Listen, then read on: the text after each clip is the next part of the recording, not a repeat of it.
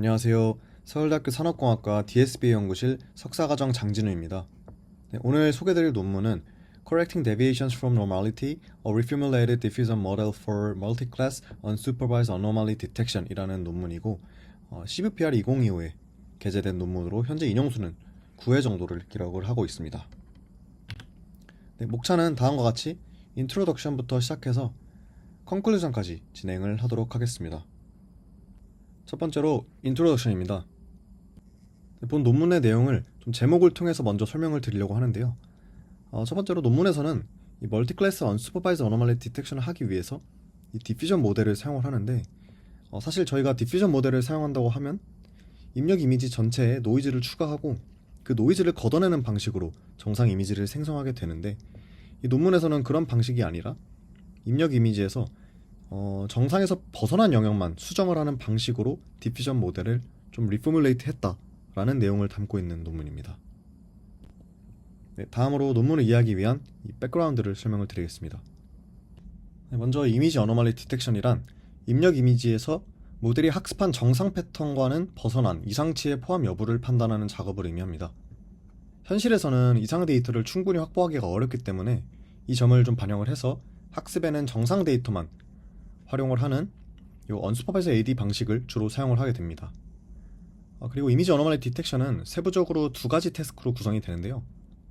첫 번째로 이미지 레벨 AD는 입력 이미지 전체를 기준으로 정상인지 이상인지를 판별하는 작업을 의미하고 주로 어노멀리 클래시피케이션이라고 부르게 됩니다. 두 번째로 픽셀 레벨 AD는 이미지의 픽셀 단위로 정상과 이상을 판별하는 작업을 의미하고 어노멀리 세그멘테이션이라고 주로 부르고 있습니다. 기존에는 모델을 학습할 때 왼쪽의 그림처럼 주로 각 클래스마다 개별적인 모델을 학습을 하는 이 싱글 클래스 AD 방식을 주로 사용을 해왔는데요. 이런 원 클래스 원 모델 방식은 이 클래스 수가 증가함에 따라서 모델을 학습하거나 이 관리하는 비용이 급격히 증가한다는 한계점이 좀 있습니다.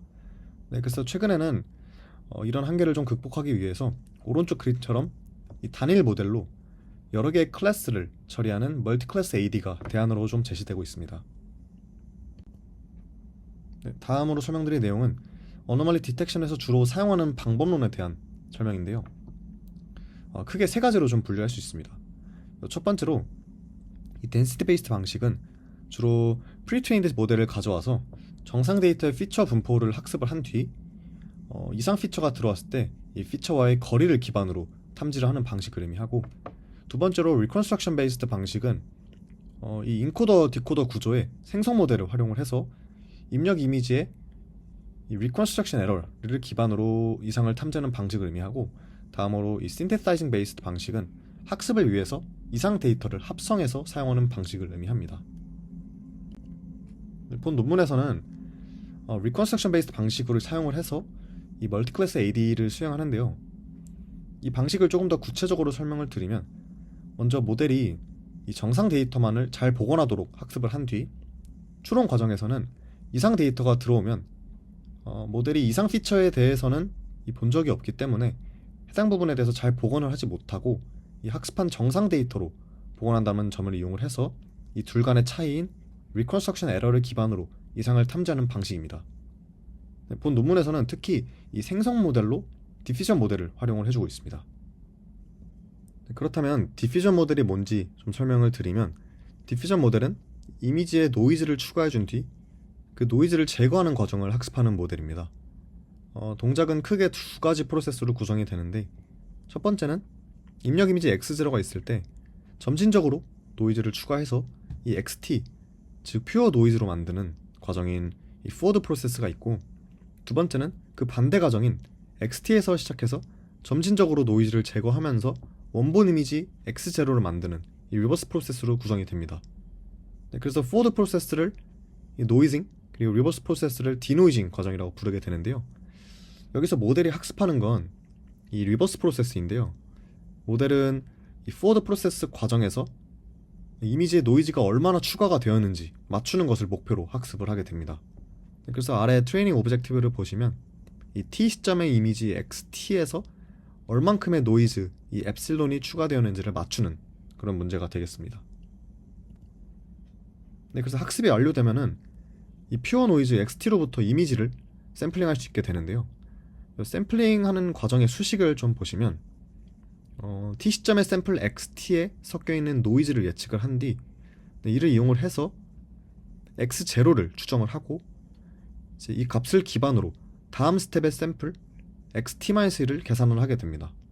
이때 DDPM은 평균과 분산을 갖는 확률 분포로부터 좀 프로버빌리틱하게 샘플링을 하고 이 DDIM은 그와 달리 좀 디터미니스틱하게 계산한다는 차이가 있습니다. 이렇게 XT에서 시작을 해서 다음 스텝을 계속해서 예측을 하면서 최종적으로 원본 이미지 X0를 재구성하는 방식입니다.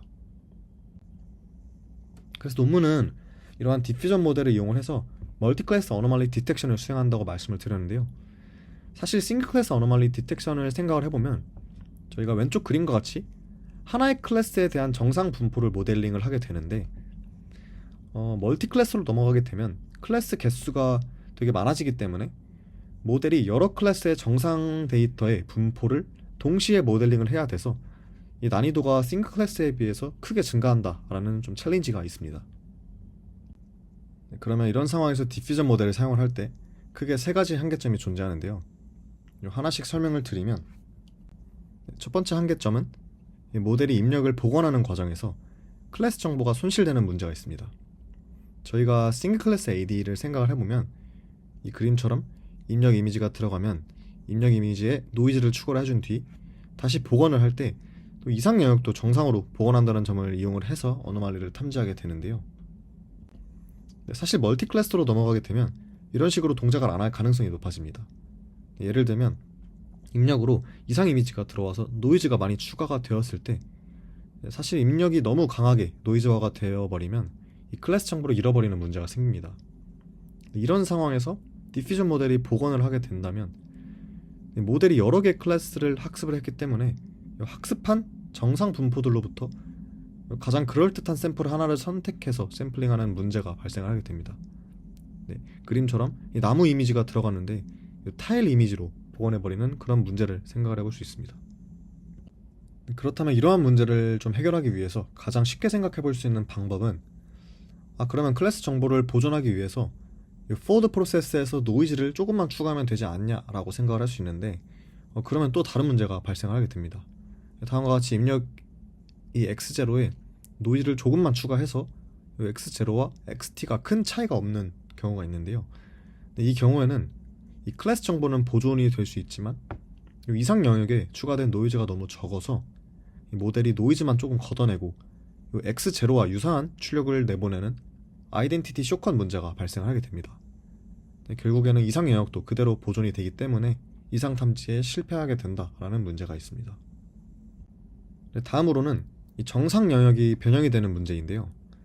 사실 이 문제는 멀티 클래스라서 발생한다기보다는 이 디퓨전 모델의 근본적인 문제라고 할 수 있겠는데 이 모델이 이 포워드 프로세스에서 이미지 전체 영역에 노이즈를 추가하는 방식으로 동작을 하기 때문에 이 정상 이미지가 들어가더라도 이 노이즈를 추가하게 되는데 이 경우에 이제 이상 영역뿐만 아니라 보존을 해야 되는 정상 영역 또한 변형이 되는 문제가 발생하게 됩니다. 그림을 보시면 입력으로 정상 이미지가 들어가는데 이 디퓨전 스텝을 거치고 나서 이 복원한 결과를 보니까 이 미세한 패턴이 바뀌어버리는 문제가 좀 있게 됩니다. 정리하면 이 멀티클래스 세팅에서 디퓨전 모델을 사용할 때 앞서 말씀드린 세 가지 한계점이 존재하는데 이 한계점들은 근본적으로 이 디퓨전 모델이 이미지의 전체 영역에 노이즈를 가하는 이 포워드 프로세스 방식으로 인한 문제라고 할 수 있겠습니다. 그래서 논문의 모티베이션은 전체 이미지에 노이즈를 가하는 방식이 아니라 정상 영역은 보존을 하면서 이상 영역만 선택적으로 복원할 수 있는 새로운 방법이 필요하다가 되겠고, 그래서 논문이 제안하는 방식은 이 Deviation Correction Diffusion 모델이라는 줄여서 데코디프라는 모델을 제안을 하게 됩니다. 다음으로는 이제 논문 방법론에 대해서 자세히 설명을 드리겠습니다. 프로블렘 데피니션을 먼저 짚고 가면 좋을 것 같은데요. 논문의 목표는 디퓨전 모델을 이용한 멀티클래스 언슈퍼바이즈 어노멀리 디텍션을 하는데 입력 이미지의 이상 영역만 선택적으로 복원할 수 있는 디퓨전 모델을 만드는 것이 되겠고, 이때 주변의 정상 영역을 참고해서 이상 영역을 수정을 하고자 합니다. 네, 그림과 같이 입력 이미지에 이상이 있을 때 모델은 먼저 이미지에서 어떤 영역이 정상으로부터의 편차를 보이는지를 파악을 하고 그 영역에 대해서만 정상 분포 내로 끌어오는 방식으로 학습을 하게 되는데요. 이렇게 학습한 모델은 추론 과정에서는 다음과 같이 좀 동작을 하게 됩니다. 첫 번째로 입력 이미지로 이 어노말리 데이터가 들어오면 어떤 영역이 정상으로부터의 편차를 보이는지 탐지를 하고 다음으로 탐지된 영역에 대해서만 정상으로 복원을 하게 됩니다. 여기서 저희가 한 가지 생각해 봐야 되는 점이 있는데 모델의 학습 데이터는 정상 데이터만 존재를 하는데 이 추론 과정에서 어떻게 입력 이미지에서 이 편차, 즉 이상을 탐지할 수 있을까라는 생각을 해봐야 됩니다. 논문에서는 이를 위해서 레이턴트 스페이스 개념을 도입을 해서 해결하려고 시도를 했습니다. 여기서 논문의 핵심적인 가정은 이 레이턴트 스페이스에서 어노말리는 정상 분포와는 벗어난 노이즈 형태로 존재할 것이기 때문에 이 가정을 기반으로 이 프리트레인드 인코더를 통해 입력 이미지를 레이턴트 스페이스에 떨궈주는데요. 추론 단계를 보시면 입력 이미지가 들어올 때 이 프리트레인드 인코더를 이용을 해서 레이턴트 피처를 뽑아주면 이 레이턴트 스페이스 상에서는 정상 피처끼리는 뭉쳐있고 이 이상 피처들은 좀 이 정상과는 벗어난 형태로 존재를 하게 됩니다. 즉 모델은 이 레이턴트 스페이스에서 이 편차를 예측을 하고 이 편차를 수정을 해서 정상 분포 쪽으로 복원하는 방식을 학습을 해야 되는데요. 아까 전에 말씀드렸다시피 학습 데이터가 정상으로만 구성이 되어 있는데 어떻게 이러한 이상 피처를 만들어줄 수 있을까가 관건이 되겠는데요. 그래서 모델은 좀 이런 상황을 시뮬레이션을 해주기 위해서 이 랜덤 마스킹이라는 방법을 도입을 하게 됩니다. 이 굉장히 간단한 기법인데요. 입력으로 이 학습 데이터인 정상 데이터가 들어가면 이 인코드를 통해서 피처로 바꿔주게 되면 다음과 같이 레이턴트 스페이스에서 피처들이 뭉쳐있는 형태로 존재를 하게 될 것입니다. 네, 그러면 이 상태에서 이 레이턴트 피처 Z0를 이 빨간색, 초록색 두 종류의 피처로 구분을 하게 되는데 이때 빨간색 피처를 노이즈 패치 그리고 초록색을 비즈블 패치라고 부르는데 이 빨간색 노이즈 패치에 대해서만 디퓨전의 포워드 프로세스를 진행을 해주게 됩니다. 이때 이 빨간색 피처는 모든 피처 중에서 좀 랜덤으로 선택을 하게 되고 이 Z0N에서 위에 포워드 프로세스를 거치게 되면은 최종적으로 이 노이즈가 추가가 되어서 오른쪽과 같이 이 정상 피처들과는 멀어진 이 ZT의 N 피처들이 생성이 되게 됩니다. 근데 이때 이 노이즈를 추가하는 방식 말고도 이 패치 셔플링이라고 해서 같은 배치 내에 다른 이미지의 일부 패치를 잘라와서 해당 패치로 교체하는 전략도 사용을 해주었다고 합니다. 이는 이제 이 부품 누락이나 좀 제품의 모양이 튀어나왔다라는 등 좀 구조화된 이상에 대한 이상 탐지 능력을 향상시키기 위해서 사용을 해주었다고 합니다. 네, 그래서 모델은 이렇게 노이즈 패치에 대해서 정상 분포 내로 끌어당기는 방법을 학습을 하는데요. 이를 위해서는 이 노이즈 패치가 정상 분포로부터 얼마나 벗어나는지 그 편차를 계산할 수 있어야 됩니다. 네, 근데 기존의 포워드 프로세스 수식을 보시면 ZT의 N, 즉 노이즈가 추가된 패치가 정상 상태인 이 Z0로부터 얼마나 벗어나게 됐는지를 이 앞에 개수 때문에 좀 직관적으로 표현할 수 없다라는 문제가 있습니다. 따라서 논문에서는 이 수식에 간단한 트릭을 이용을 해서 좀 리포뮬레이션을 해주는데요.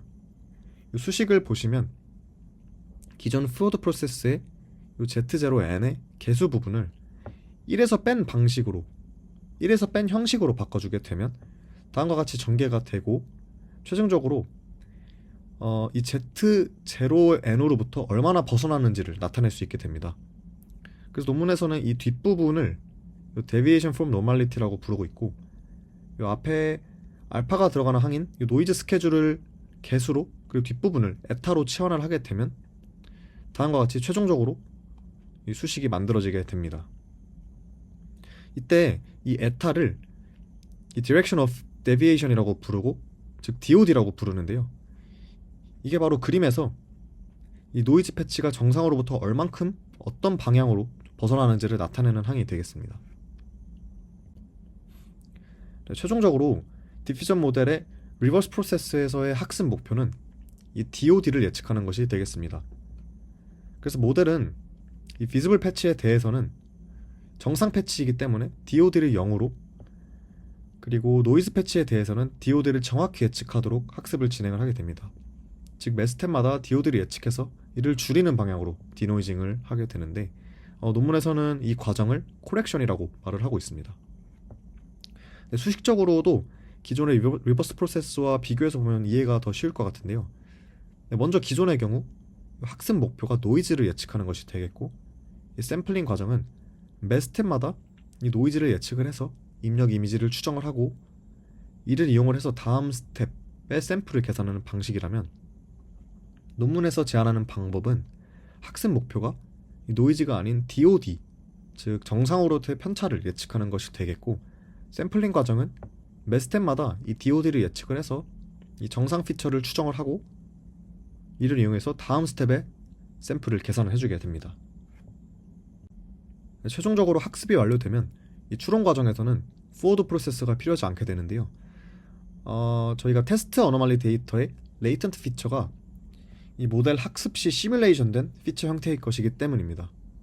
따라서 이 테스트 이미지가 들어오면은 레이턴트 피처에 대해서 이 DOD를 예측하고 바로 리버스 프로세스인 코렉션 과정을 진행을 해주게 됩니다. 최종적으로 어노말리 맵은 멀티스케일로 계산을 해준다라고 말을 하고 있는데, 저희가 보통 어노말리 맵을 생성을 할 때 입력 이미지와 이 재구성된 이미지와의 차이를 이용해서 만들게 되는데, 이렇게 하면 색상 차이와 같은 요 픽셀 값은 잘 탐지를 할 수 있지만 좀 더 추상적이고 시멘틱한 이상을 탐지하기는 좀 어렵기 때문에 논문에서는 이 점을 좀 극복하기 위해서 요 픽셀 레벨뿐만 아니라 요 레이턴트 레벨에서의 맵 간의 차이도 함께 이용을 해서 어노말리 맵을 계산을 해주었다고 합니다. 다음으로 논문에서는 어떤 실험들을 진행을 했는지 좀 설명을 드리겠습니다. 우선 실험에서는 메인 실험 데이터셋으로 어노말리 디텍션에서 주로 사용하는 산업 이미지 데이터인 엔비텍 AD 그리고 비자 데이터셋을 사용해 주었고, 보조적으로 MPDD와 리얼 ID 데이터도 사용해 주었다고 언급을 하고 있습니다. 베이스라이너로는 다양한 모델을 멀티 클래스 세팅에서 실험했다고 하는데, 모델들을 보면은 싱글 클래스 AD 방법들과 멀티 클래스 AD 방법들이 모두 사용이 되고 있습니다. 평가 지표로는 이미지 픽셀 레벨에서 AURC, AUPRC와 F1 Max를 사용해 주었고, 추가적으로 픽셀 레벨에서 AUPRO를 사용을 해주고 있습니다. 다음으로는 임플리멘테이션 디테일인데, 논문에서 가장 중요한 레이턴트 스페이스 매핑을 위해서는 레이턴트 디퓨전 모델의 이미지넷 프리트레인드 VA를 사용을 해줬다고 합니다. 디퓨전 모델은 유넷 아키텍처를 사용을 해줬고, 그리고 모델 학습 과정에서는 포워드 프로세스의 스텝을 1에서 10 중 무작위로 선택을 해주었다고 하고, 마스킹 비율이 바로 비즈블 패치의 비율을 의미를 하는데, 이를 0부터 70%까지 선택을 해서 사용을 했다고 합니다. 이 레이턴트 패치 사이즈는 다음과 같이 여러 사이즈에서 하나를 무작위로 선택을 해주었다고 하고, 이 리플레이스먼트 레이시오는 노이즈 패치에 노이즈를 추가하는 대신 패치 내에서 다른 이미지의 일부를 잘라서 사용하는 그 패치 셔플링 비율을 의미를 하는데, 이를 0에서 30% 중에서 선택을 해서 사용을 해주었다고 합니다. 논문에서의 하이퍼 파라미터는 다음과 같습니다. 먼저 엔비텍 AD 결과인데, 이미지 그리고 픽셀 레벨에서 다른 모델들보다 더 좋은 성능을 보이고 있습니다. 그리고 비자 데이터셋에 대해서도 대부분 좋은 성능을 보이고 있는데, 이 픽셀 레벨에서는 AURC가 다른 모델에 비해 살짝 떨어지는 모습을 보였지만 대부분에서 다른 모델들보다 좋은 성능을 보이고 있습니다.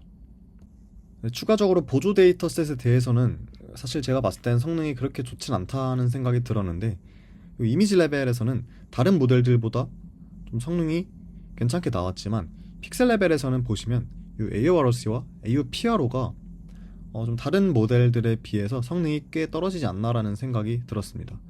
사실 이 두 데이터셋이 엔비텍과 비자 데이터과는 다르게 좀 멀티뷰나 하이 레졸루션 데이터가 있기 때문에 조금 더 어려운 데이터라고 생각을 하는데, 모델이 좀 큰 이상 패턴이나 구조적인 이상에 대해서는 좀 다른 모델들에 비해서 성능이 떨어지지 않나 라고 생각이 듭니다. 추가적으로 좀 이렇게 떨어지는 이유가 어쨌든 레이턴트 스페이스로 매핑을 할 때 프리트레인드 VA를 사용을 하는데 그때의 가정이 산업 데이터로 학습을 하지 않더라도 모델이 레이턴트 스페이스에서 이상과 정상을 잘 구분할 것이다 라는 가정이 깔려 있는 것이기 때문에 산업 이미지로 추가적으로 파인 튜닝을 하지 않은 경우에는 좀 성능이 떨어지지 않을까라는 생각을 하고 있습니다. 실제로 이 표는 엔비텍 AD 데이터셋에서 멀티 클래스로 학습을 했을 때 이 각 클래스에 대해서는 어떻게 예측했는지를 보여주는 결과인데, 여기서 이 트랜지스터의 성능을 좀 보면 이 픽셀 레벨에서의 AUROC나 AUPRO가 좀 다른 모델에 비해서 낮게 나오는 부분이 있었습니다. 엔비텍 AD의 트랜지스터가 사실 좀 예시로 넣어놓은 그림과 같이 구조적으로 뒤틀려 있다거나 아예 없어지는 경우가 있는데, 좀 이런 이유로 좀 성능이 낮게 나오지 않았을까라는 생각이 들었습니다. 논문에서 이에 대한 추가적인 분석이 좀 없어서 아쉽다고 생각이 들었습니다. 다음으로는 이 코렉션 프로세스를 시각화한 결과인데, 다음과 같이 입력 이미지에 좀 이상이 있을 때 스텝을 거치면서 정상 영역은 좀 보존이 되면서 이상 영역만 수정하는 모습을 보실 수 있습니다. 정성평가 결과에서도 보시면 핵심은 이상 영역은 수정을 하면서 정상 영역은 최대한 보존을 한다라는 점이 되겠습니다. 논문에서 이 실패 케이스에 대한 분석도 있었는데, 첫 번째는 요 어노말리이지만 탐지를 못한 경우, 그리고 두 번째는 탐지는 했지만 완벽하게 커버는 하지 못한 경우가 있고, 세 번째로는 정상인데도 이상으로 잘못 판별하는 경우에 대해서 예시를 제공을 해주고 있습니다. 사실 이 어노말리가 탐지되지 못한 경우를 보면은 이 굉장히 미세한 케이스이거나 구조적으로 좀 큰 데이터에 대해서는 탐지하지 못하는 경우가 있었고, 또한 정상 데이터에 대해서도 DoD 예측을 어쨌든 진행을 하기 때문에 이 DoD를 잘못 예측하는 경우 이 정상 데이터더라도 변형이 되는 경우가 있겠습니다. 다음으로는 어블레이션 스터디인데요. 첫 번째로는 이 리버스 프로세스를 어떻게 진행하는지에 따라 방식이 두 가지로 나뉘는데, 지금까지 말씀드린 스텝을 하나씩 점진적으로 이동을 하면서 코렉션을 하는 과정이 요 밑에 ZT-1의 틸다가 되겠는데요. 이 방식 말고 Z0의 틸다가 현재 스텝에서 바로 이 Z0를 복원해버리는 방식을 의미를 합니다. 이 Z0 틸다 방식이 보시면 이 픽셀 레벨에서는 조금 더 적은 스텝으로도 좋은 성능을 보였다고 할 수 있는데, 이 ZT-1의 틸다 방식은 이미지 레벨에서 조금 더 좋은 성능을 보였다고 합니다. 사실 이 둘 중에 어떤 방식이 더 좋다라고 말을 하기보단 이 두 방식 모두 이 스텝이 증가를 하더라도 성능 차이가 거의 없기 때문에 이 많은 컴퓨팅 비용을 사용하지 말고 어떤 방식을 사용을 하든 적은 스텝을 사용을 해주는 게 더 이득이다 라고 생각을 할 수 있겠습니다. 다음으로는 이 어노말리 맵을 구할 때 어떤 방식이 더 좋은지에 대한 어블레이션 스터디인데, 첫 번째로 이 델타 X는 이 픽셀 레벨에서만 계산을 하는 경우, 그리고 이 델타 Z는 이 레이턴트 레벨에서만 스코어를 계산하는 경우, 그리고 다음으로는 이 픽셀 레벨과 레이턴트 레벨 모두를 이용을 하는데 요 산술률 평균을 할 건지 기하 평균을 할 건지에 대한 경우이고, 마지막으로 이 피처 디프는 이 인풋과 리컨스트럭티드 이미지에 대해서 프리트레인드 레저넌트 50을 이용을 해서 피처를 계산을 하고 둘 간의 코사인 시밀러리티를 구하는 경우에 해당을 합니다. 근데 결과적으로 이 픽셀 레벨과 레이턴트 레벨 모두를 이용을 해서 어노말리 맵을 구하는 방식이 가장 좋은 성능을 보였는데, 그 중에서도 이 기하 평균을 사용한 경우가 가장 좋았다고 합니다. 마지막으로 모델 사이즈에 대한 성능 평가입니다. 이 이미지 레벨에서는 모델의 사이즈가 커질수록 성능이 좀 더 좋아지는 경향이 있었고, 픽셀 레벨에서는 오히려 유넷 S를 사용한 경우에 성능이 전반적으로 좋은 경우가 있었습니다. 네, 마지막으로 결론에 대해서 말씀드리겠습니다. 본 논문에서는 이 기존 디퓨전 모델을 재정의를 해서 정상으로부터의 편차를 예측하고 수정하는 모델인 데코디프라는 모델을 제안을 했고, 이 어노말리를 레이턴트 스페이스에서의 노이즈로 간주를 해서 이를 시뮬레이션 하기 위한 이 랜덤 마스킹이라는 기법을 제안을 해서 모델이 코렉션 과정을 학습하도록 한 논문입니다.